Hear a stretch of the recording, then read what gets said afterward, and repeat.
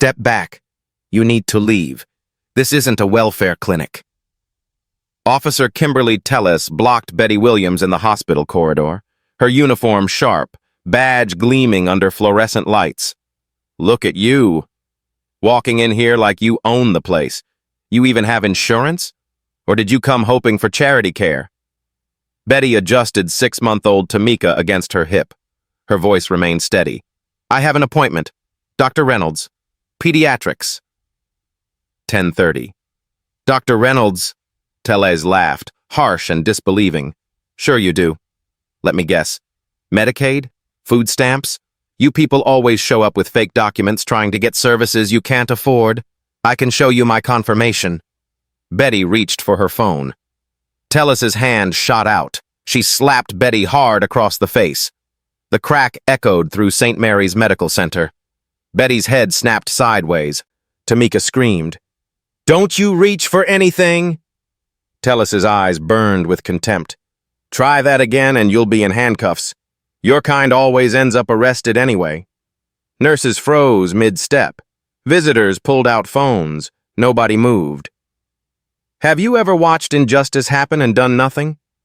Before we continue, let me know in the comment section where you are watching from, and if you believe in justice, do well to subscribe as we will be bringing you more interesting stories.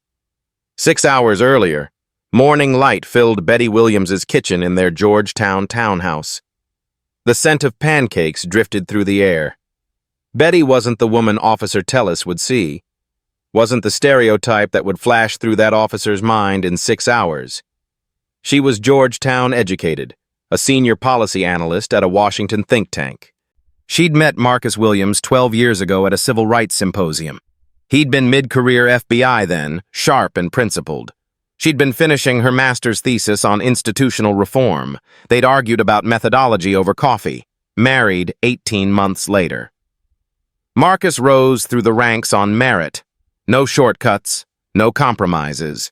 When he was appointed FBI director, they'd celebrated quietly at home. They weren't flashy people, never had been. Tamika gurgled from her high chair. 6 months old. Perfect. Betty's miracle after 2 miscarriages and 3 years of fertility treatments. Every smile felt like grace. Betty packed the diaper bag methodically. Wipes, diapers, extra onesie, pacifier, bottle. She double-checked her phone. Dr. Reynolds, Pediatrics, 10:30, routine 6-month checkup, measurements, vaccinations, developmental assessment, nothing complicated. She chose her outfit carefully, black slacks, cream blouse, professional but comfortable. Tonight was Marcus's birthday dinner. She'd made reservations at his favorite restaurant. Wanted to look nice for both occasions. Their sedan was 5 years old, reliable, paid off. They could afford luxury but chose substance. Betty buckled Tamika into her car seat. The baby's eyes tracked everything, so alert, so curious. St. Mary's Medical Center had excellent pediatric reviews. Affluent neighborhood, clean facilities, highly rated doctors. Betty had researched thoroughly before choosing Dr. Reynolds. She always researched thoroughly. The drive took 20 minutes. Tuesday morning traffic was light. Betty sang softly to Tamika. The baby kicked her feet, delighted. She parked near the main entrance, gathered Tamika and the diaper bag, checked her reflection in the car window. Presentable, professional. A mother taking her daughter to the doctor. The most ordinary thing in the world. The automatic doors whispered open. Cool, air-conditioned air, antiseptic smell, soft classical music from overhead speakers. The admissions area sprawled before her, marble floors, leather seating, a curved reception desk. Professional, welcoming. Betty adjusted Tamika against her hip. The baby made happy sounds. Betty smiled. This was routine, safe. Her normal Tuesday. She had no idea that within minutes, everything would shatter. She had no idea that a woman in a security uniform was already watching her, already making judgments, already deciding Betty didn't belong. She walked toward the reception desk, Tamika warm and trusting in her arms, completely unaware that she was about to encounter someone who would see her as a threat simply for existing. Officer Kimberly Tellez was already having a bad day when she spotted the black woman walking through the entrance. 12 years in hospital security. 12 years of authority without the scrutiny of street patrol. No body cameras here. No dash cams. No supervisors riding along. Just her uniform, her badge, and her judgment. The complaints existed. Filed. Ignored. Black patients questioning her excessive interrogations. Latino families protesting demands for extra documentation. Anyone who didn't fit her definition of who belonged at St. Mary's. Her supervisors called them misunderstandings, oversensitivity, cultural differences. Tellez saw herself differently. She was the guardian, the protector, keeping St. Mary's safe from people trying to game the system. Welfare mothers, insurance frauds, people who didn't belong in this affluent hospital. She watched the woman approach, young, black, jeans and a nice blouse, baby on her hip. Tuesday morning, no wedding ring visible, single mother, probably Medicaid, probably no real appointment, probably hoping to slip through and get free care. Tellez moved to intercept. Her boots clicked on marble. Professional smile, predatory eyes. "Can I help you find something?" Pleasant voice, suspicious tone. Betty recognized that tone immediately. Years of navigating predominantly white professional spaces had taught her the language of coded hostility. She kept her voice courteous. "I have a 10:30 appointment. Dr. Reynolds, pediatrics." "Appointment?" Tellez's smile thinned. "May I see your confirmation?" Betty shifted to Mika and pulled out her phone, found the email, handed it over. Tellez studied the screen too long, eyes scanning, searching for inconsistencies, reasons to challenge. "And your insurance card?" Betty produced it from her wallet. Her wedding ring sat inside her purse, postpartum swelling. Her fingers had only just returned to normal size. Tellez examined the card like a jeweler inspecting a fake diamond, turned it over, held it to the light. "This says Williams." Her eyes lifted, sharp, accusing. "That your real name?" The insult landed clean. The implication clear. "You're using someone else's insurance. You're committing fraud." Betty's jaw tightened. Voice stayed calm. "Yes, that's my name. Betty Williams." "Uh-huh." Tellez wasn't satisfied. Wasn't close to satisfied. She stepped closer. Invaded Betty's space. "And how exactly did you afford to come to St. Mary's, Ms. Williams?" Tamika squirmed against Betty's hip. The baby sensed tension. Babies always did. "I have insurance. I showed you my card. I have an appointment. I'm pre-registered." Betty's voice remained steady, professional, but something cold was forming in her chest. "This isn't a welfare clinic." Tellez's voice dropped lower, harder. "You understand that, right? We don't do charity care here. There's a county hospital that handles your situation." "My situation." The words hung between them. Ugly. Deliberate. Betty felt eyes watching. Nurses at the station, visitors in chairs, everyone pretending not to notice. Everyone noticing. "I'd like to check in for my appointment now." Betty's voice carried steel beneath the courtesy. Tellez smiled. It didn't reach her eyes. "We're going to need to verify some things first." The real harassment was just beginning. "How exactly did you afford St. Mary's?" Tellez crossed her arms. "You understand this isn't a free clinic, right?" Betty's patience stretched thin. Voice stayed measured. "My insurance is accepted here. I have a confirmed appointment." "Have you considered the county hospital? They're better equipped for situations like yours." "I'd like to proceed to the pediatric wing now." Tella stepped directly into Betty's path. Physical blockade. I need to verify your insurance first. She keyed her radio. Admissions, this is Tellez. Need verification on a Betty Williams. Supposed appointment. Dr. Reynolds, 10:30. Static. Then, a confused voice. Williams? She's already pre-registered. Been in the system since last week. The confirmation should have ended it. It made Tellez angrier, contradicted, in front of witnesses, her authority questioned, intolerable. She shifted tactics. Eyes locked on Tamika. That baby doesn't look well. Tellez leaned closer. You sure she's being properly cared for? When's the last time you fed her? Betty's alarm spiked. This was dangerous territory. She's healthy.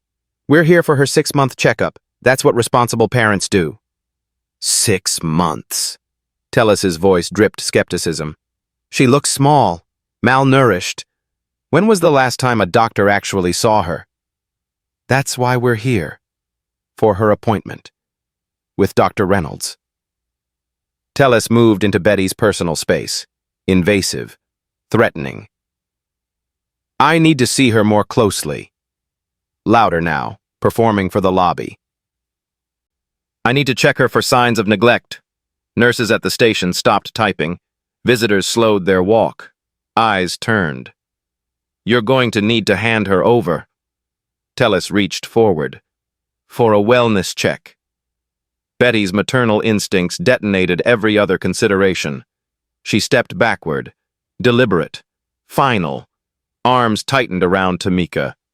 You will not touch my daughter. The words carried steel. Absolute. Non-negotiable. Tellez's face flushed red. Defiance. She couldn't tolerate defiance. She grabbed for Betty's arm, tried to physically guide her toward the security office. Betty pulled away. The lobby was watching now. Nurses pausing conversations, visitors frozen mid-step, a doctor glancing over from the coffee kiosk, phones emerging from pockets. Betty made her decision in a heartbeat. She pulled out her phone, hit record, held it up. Officer Tellez is harassing me without cause. Her voice clear, steady, recorded. She's demanding I surrender my infant daughter without legal authority. I have a confirmed appointment. I've provided all requested documentation. I'm being targeted because I'm black. She said it, out loud. The truth everyone was pretending not to see. Tellez's eyes blazed. Put that phone away. I'm documenting this encounter for my safety and my daughter's safety. I said put it away. Tellez's hand shot toward the phone. Betty twisted. Protected the device. Protected Tamika. You're refusing a lawful order. Tellez's voice rose, shrill, dangerous. You're creating a disturbance. You're putting that baby at risk. I'm standing here, holding my daughter, trying to get to her doctor's appointment. More phones up now, recording, witnessing. But nobody moved. Nobody intervened. They watched like it was a show. Like Betty's humiliation was entertainment. Tellez lunged, slapped the phone from Betty's hand. It clattered across marble. Betty bent reflexively. Instinct. Protect the phone. Protect the evidence. That's when Tellez struck her. The slap cracked across Betty's face like a gunshot. Hard, deliberate, vicious. Betty's head snapped sideways. Stars exploded behind her eyes. Tamika screamed, high, terrified. The sound of a baby who knows her mother is hurt. The lobby froze. Betty stood perfectly still, arms locked around her daughter, cheek burning, Tamika shrieking against her chest, and Tellez began to scream. She attacked me! You all saw it! This woman attacked a police officer! The lobby held its breath. One suspended moment. Just Tamika's screams echoing off marble and glass. Then chaos. She attacked me! Tellez shouted louder, pointing, shaking. Did you see that? She attacked me! Calculated performance. establishing the narrative before anyone could process the truth. The officer over the civilian, the white woman in uniform over the black woman with a baby. Tellez grabbed her radio, voice trembling, theatrical. "Dispatch, this is Tellez at St. Mary's. I need immediate backup. Officer assaulted. Suspect is aggressive, refused commands, and I have serious concerns for the welfare of the infant in her possession." The coded language landed perfectly. Aggressive, refused commands, concern for child's welfare. Every word designed to paint Betty as dangerous. Every word ensuring responding officers would arrive ready to see her as a threat. Betty stood frozen. Cheek on fire. Tamika shrieking against her chest, arms locked protective around her daughter. She watched it happen in real time. Witnesses looking away, nurses stepping backward. The doctor at the coffee kiosk turning his back, deliberately, consciously choosing not to see. A few phones still out, recording, but nobody moving, nobody standing beside her, nobody saying stop. This was complicity, the moment bystanders chose their comfort over her crisis.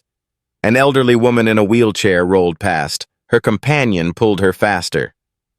"Not our business," the companion murmured, loud enough for Betty to hear, quiet enough to pretend she didn't mean it. A young couple hurried toward the exit, eyes down, faster now, escaping the scene. The admissions clerk who'd confirmed Betty's appointment disappeared behind her desk. Suddenly buried in paperwork, suddenly very busy, suddenly unable to help. Betty's phone lay shattered on the floor, her evidence, her protection, destroyed. Tamika screamed, raw, terrified, 6 months old and sensing her mother was in danger. Betty's legs trembled, but she didn't fall, wouldn't fall, couldn't fall. Then a voice cut through the chaos. "I saw what happened." A nurse stepped forward. African American, 50s.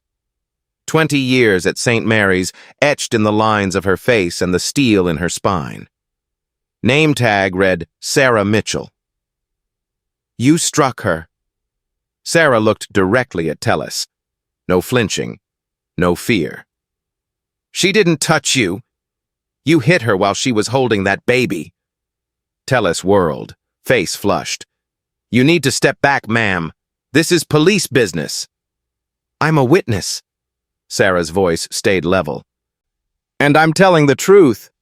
You're interfering with an officer. I'm stating facts." They locked eyes. Tellez threatening, Sarah immovable. Betty's vision blurred. Tears, shock, pain. But through it all, she noticed something. A security camera.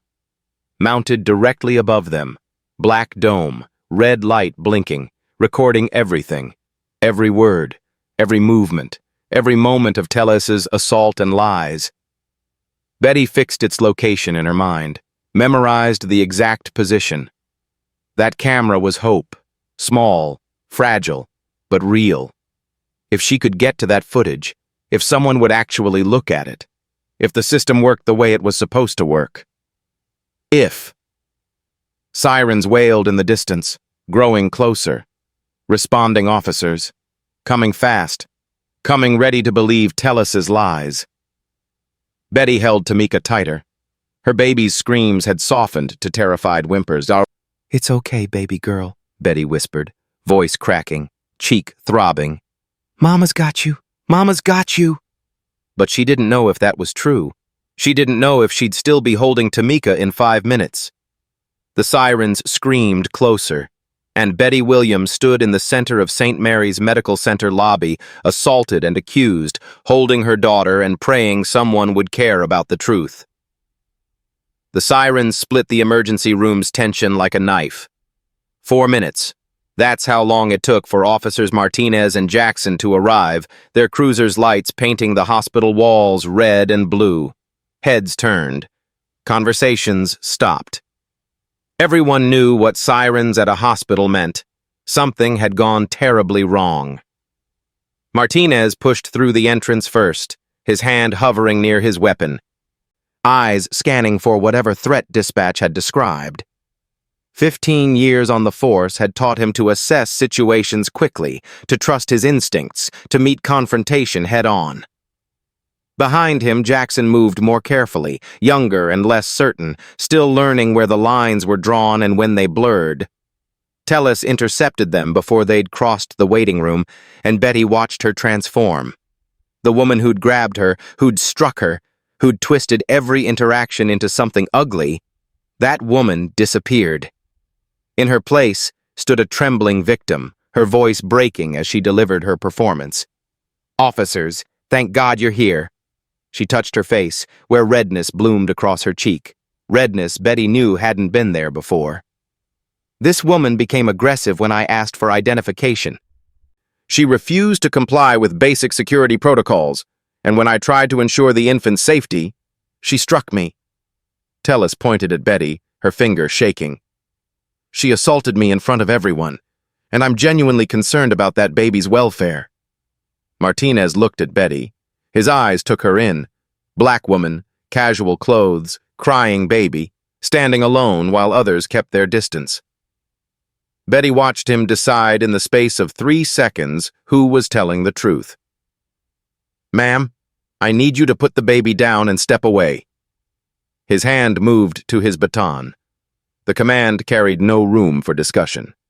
Betty's heart hammered against her ribs, but her voice came out steady. "Officer, I'm the victim here. Officer Tellus assaulted me. There are witnesses and security footage that will prove it."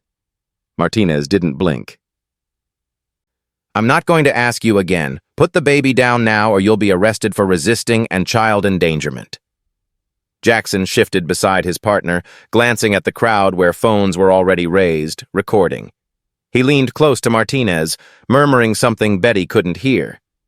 Martinez waved him off with visible irritation. "Secure the witnesses." Jackson moved through the waiting room, asking people to stay, to provide statements. Most were already slipping toward the exits. Nurse Sarah stepped forward, her voice clear and professional. "Officer, I'm a registered nurse here, and I witnessed the entire incident." "I'll get your statement in a minute, ma'am." Martinez cut her off without looking at her. "Right now, I need to secure this situation." He advanced on Betty, reaching for Tamika. "I said put the baby down." Betty held her daughter tighter, and when she spoke, her voice carried everything she'd been holding back: desperation, fury, and the absolute certainty that this moment would define everything that followed. "You will not take my daughter." Each word emerged deliberate, unmistakable. "I've done nothing wrong. I want to file a complaint against Officer Tellus for assault and false reporting.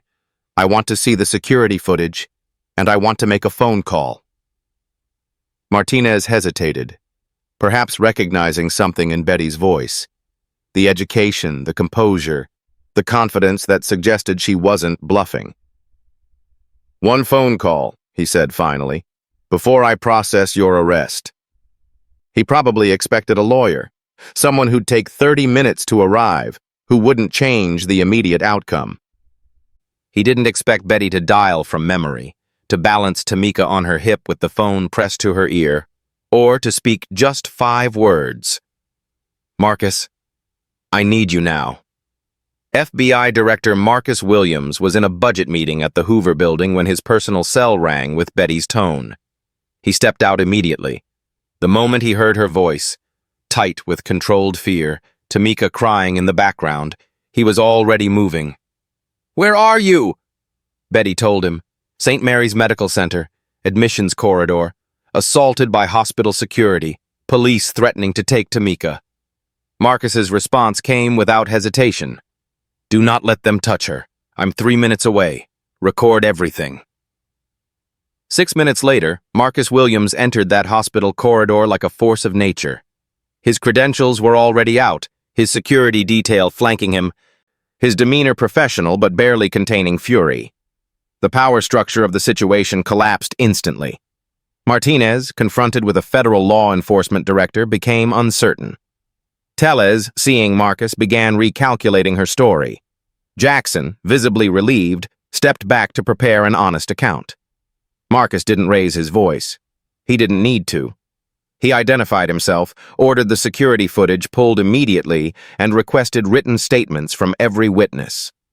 He placed a protective arm around Betty, gently took Tamika from her arms and kissed his daughter's tear-stained face, then handed her back so he could deal with the officers. To Martinez, he said simply, "You were about to arrest my wife and take custody of my daughter based on a false report. I suggest you review that footage before you do anything else." The hospital's chief of security arrived, flustered and defensive. Marcus cut him off. "You have an officer in your employ who just committed assault and battery. Your liability exposure is massive. Pull the footage, now." They moved to the security office in a tense procession. Multiple camera angles showed the entire encounter in brutal clarity. Tellus approaching Betty with hostility, refusing valid documentation, escalating the confrontation, and finally striking Betty across the face while she held Tamika. No ambiguity, no room for interpretation. Tellus was guilty, captured in high definition, and everyone in that room knew it. The aftermath unfolded with devastating efficiency. Marcus, still operating in FBI director mode, ensured every step was documented. One of his agents formally interviewed Nurse Sarah and the other witnesses, preserving their statements with precision that left no room for later dispute. He requested copies of the security footage. The hospital reluctantly complied. Officer Martinez, realizing the magnitude of his mistake, attempted to backtrack.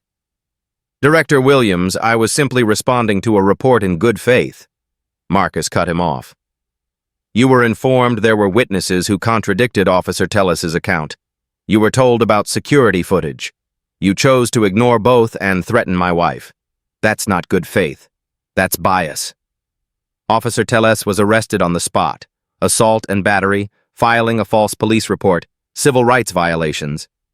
The perp walked through the same hospital corridor where she'd struck Betty was captured by multiple cameras. By evening, the image would be broadcast on national news. Martinez was suspended pending investigation, facing potential charges of official misconduct and deprivation of rights under color of law. Jackson, who'd provided an honest account of what he witnessed, was placed on administrative leave but protected from retaliation.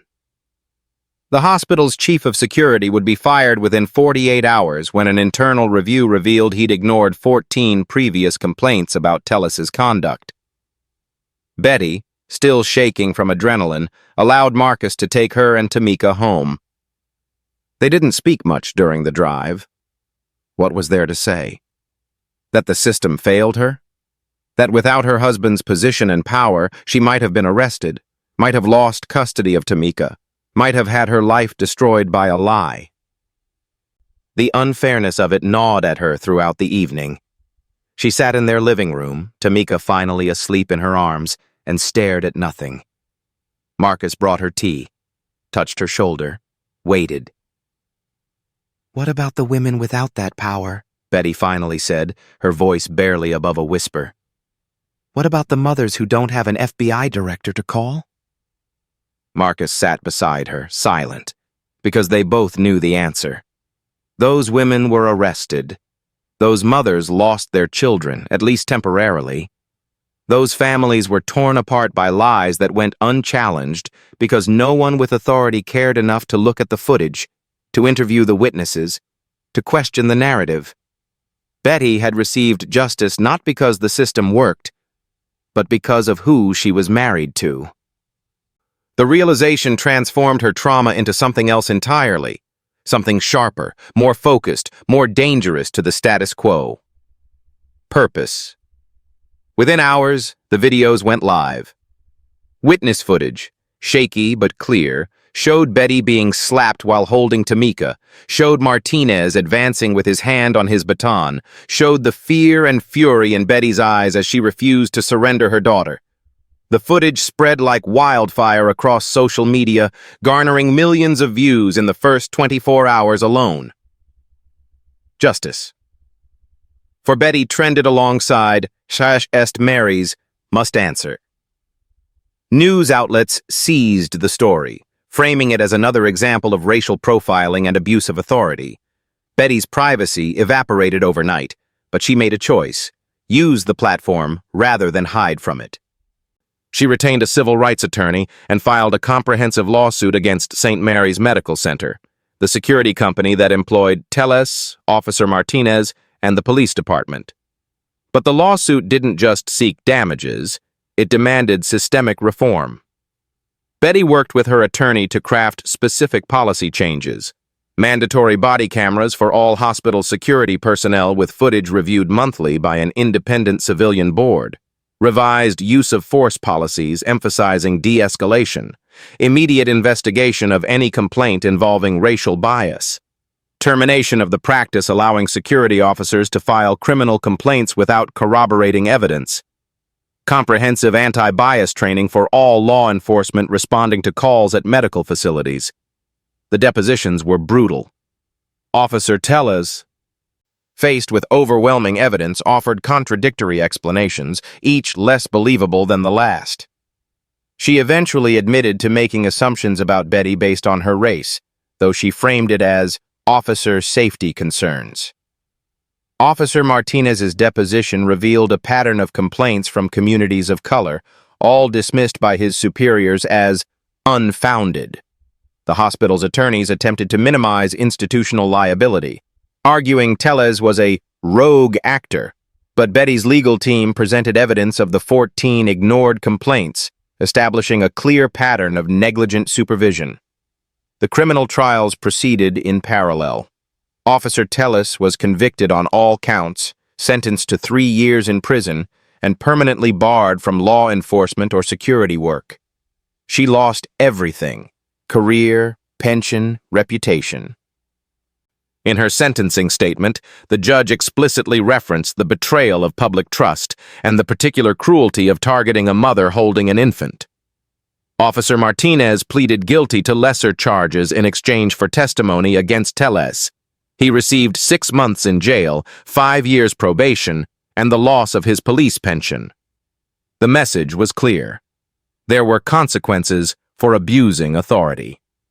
But Betty knew the truth. Consequences came only when someone had the power to demand them. 6 months after the assault, Betty stood in the conference room of Marcus's FBI office, preparing to address a task force on law enforcement reform in medical settings. Tamika, now 1 year old, played with soft blocks on a blanket in the corner, occasionally babbling happily. Betty's physical injuries had healed quickly. The bruise faded within a week, but the emotional impact had been longer-lasting and more complex. She still had nightmares sometimes, waking in panic with the memory of Tella's hand striking her face, the terror of almost losing Tamika. Therapy helped. Her therapist consistently reminded her that she'd done everything right, though the guilt still crept in sometimes, whispering that maybe she should have done something differently. The civil lawsuit settled for $8 million, but Betty viewed the money as secondary to the real victory: the mandated reforms.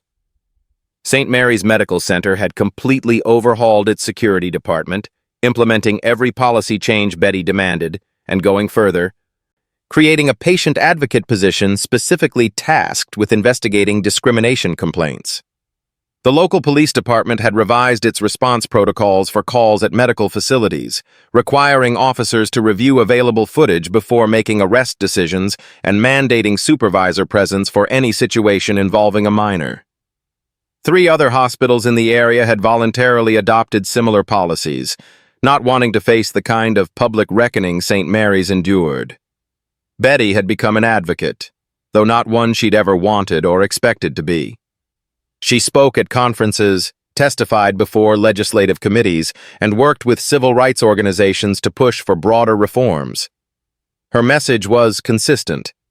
Accountability is possible, but only if people refuse to be silent, refuse to look away, refuse to accept that this is just how things are. In her address to the task force, Betty told her story not for sympathy, but as a case study in systemic failure. She presented data showing that women of color were disproportionately subjected to excessive force in medical settings, often in situations involving their children. She explained the compounding trauma of being assaulted while holding your baby, the terror of potentially losing custody based on lies, and the betrayal of watching bystanders look away. But she also talked about Nurse Sarah Mitchell, who stepped forward at personal risk, and Officer Jackson, who ultimately told the truth despite pressure from his partner. She emphasized that change required both consequences for those who abuse power and protection for those who stand up to it. The task force listened intently. Some looked uncomfortable. Change always made people uncomfortable. But Betty didn't soften her message for their comfort.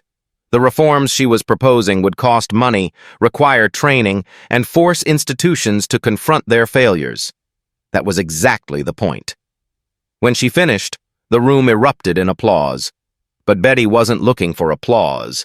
She was looking at the action items being drafted, the policies being revised, the commitment, however grudging, to do better.